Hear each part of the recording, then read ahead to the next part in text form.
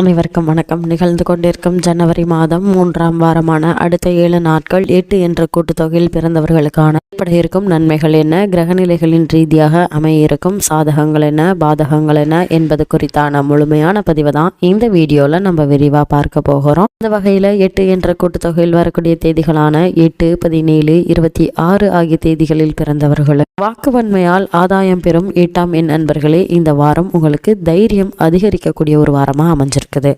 எல்லா விதத்திலும் நன்மையை தருங்க. சகோதரர்களால் நன்மை உண்டாகக்கூடிய ஒரு காலகட்டமாக இந்த வாரம் அமைஞ்சிருக்குது. காரிய வெற்றி ஏற்படுங்க. பணவரத்து கூட இருக்குது. எதிர்ப்புகள் குறையுங்க. தொழில் வியாபாரத்தில் ஈடுபட்டு இருப்பவர்களுக்கு கீழ்நிலையில் உள்ளவர்களால் லாபம் கிடைப்பதற்கான சாத்தியக்கூறுகள் அதிகம் இருக்குது. பழைய பாக்கிகளை வசூல் செய்வதில் வேகம் காட்டுவீங்க. தேவையான சரக்குகள் கையிருப்பு இருக்குங்க. இதனால பல முன்னேற்றங்களை மேற்கொள்வதற்கான சிறந்த ஒரு காலகட்டமாக இந்த வாரம் அமைஞ்சிருக்குது.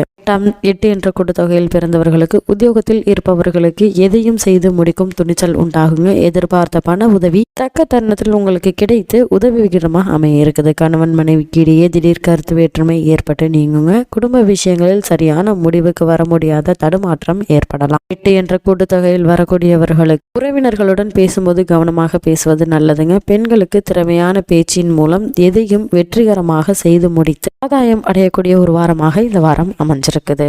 கலைத்துறையினருக்கு சொத்துக்களை அடைவதில் இருந்த தடைகள் அகலுங்க. அரசியல்வாதிகளுக்கு சிக்கல்கள் இருந்த தாமதம் நீங்குவதற்கான சாத்தியக்கூறுகள் அதிகம் இருக்குது. 8ஆம் எண் நண்பர்கள் குறிப்பாக மாணவர்களுக்கு பாடங்களை படிப்பதில் ஆர்வம் உண்டாகுங்க. கல்வியில் தேர்ச்சி பெறவும் கூடுதல் மதிப்பெண் பெறவும் எதிர்பார்க்கும் உதவிகள் கிடைப்பதற்கும் ஒரு சிறந்த ஒரு காலகட்டமாக இந்த வாரம் அமைஞ்சிருக்குது என்பதை கிரகநிலைகள் உறுதியளிக்குது. 8 என்ற கூட்டுத்தொகையில் பிறந்தவர்களுக்கு இந்த வாரத்துல கிரகநிலைகளின் ரீதியாக கூறப்படும் பரிகாரம் என்ன என்று பார்த்தோம். ஸ்ரீ பைரவரை தீபமேற்றி வழிபட்டு வர எல்லா நன்மைகளும் உண்டாகுங்க. தடைகள் நீங்கி காரியங்கள் வெற்றிகரமாக நடந்து முடியும் என்பது கிரகநிலைகள் உங்களுக்கு தெளிவாகவும் உறுதியாகவும் எடுத்துக்காட்டுது. இந்த பரிகாரத்தை நீங்கள் செய்வதன் மூலமாக எல்லா விதத்திலும் வெற்றி மேல் வெற்றி வந்து குவிவதற்கான சாத்தியக்கூறுகள் இருக்கு என்பதை கிரகநிலைகள் உங்களுக்கு எடுத்துக்காட்டுது.